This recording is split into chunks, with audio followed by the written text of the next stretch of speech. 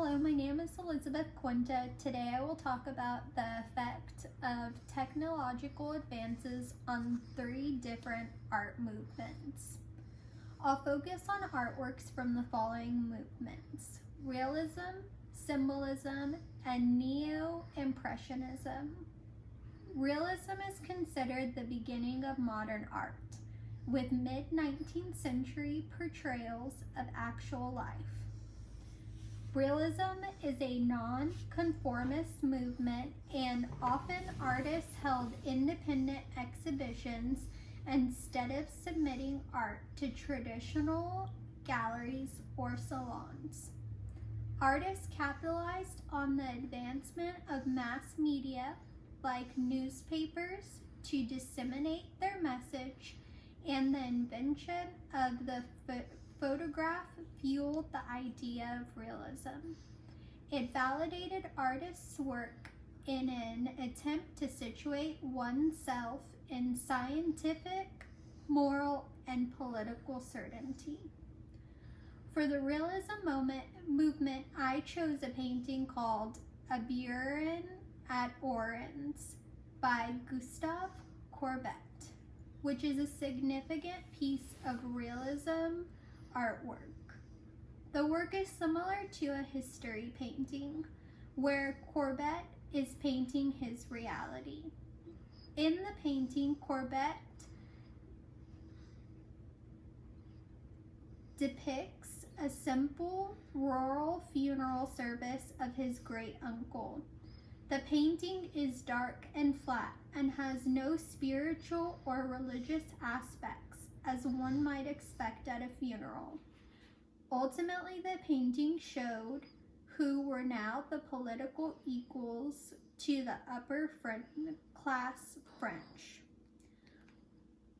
My question for you is, why did realism artists rely on alternative forms of dissemination like mass media to distribute their artwork?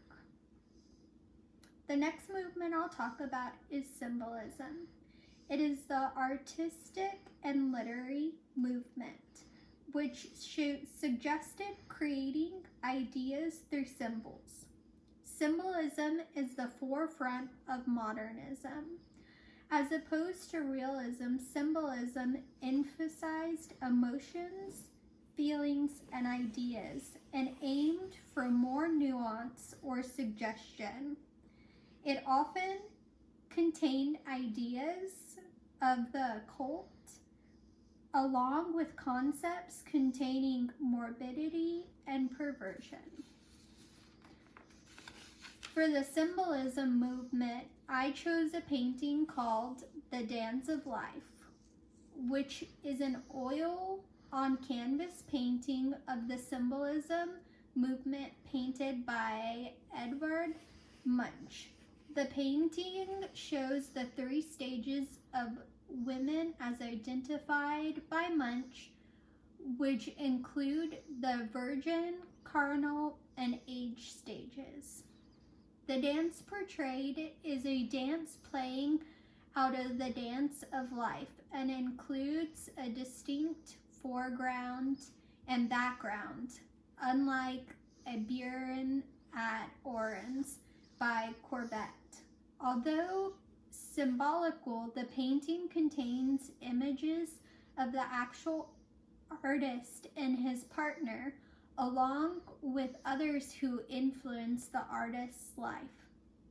The overall theme is one of alienation and isolation, and it is not meant to realistically depict what is actually happening at the time of the painting, but rather the artist's belief of the stages of life. The next movement I'll talk about is neo-impressionism. It is the artistic movement that used the science of optics and colors to create a new painting technique, the purpose of which was to heighten a viewer's visual sensations. The movement contained luminous paintings that depict modern life and sought to capture the changing relationship between the city and countryside at the time urban centers were growing.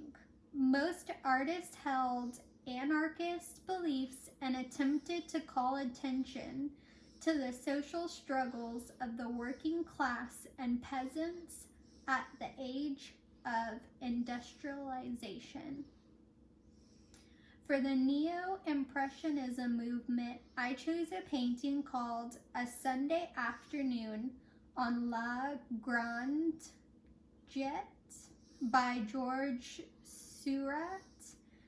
It is an oil on canvas painting of the Neo-Impressionist movement. It was painted over a 2-year period using a grid system. The painting contains a cross-section of Parisian society on a Sunday afternoon at a riverside park. Sundays were most important because it was the time when middle class escaped the city and urban life. The painting contrasts Buren at Oren's and the dance of life by incorporating a technologically advanced painting technique and containing more vibrant colors.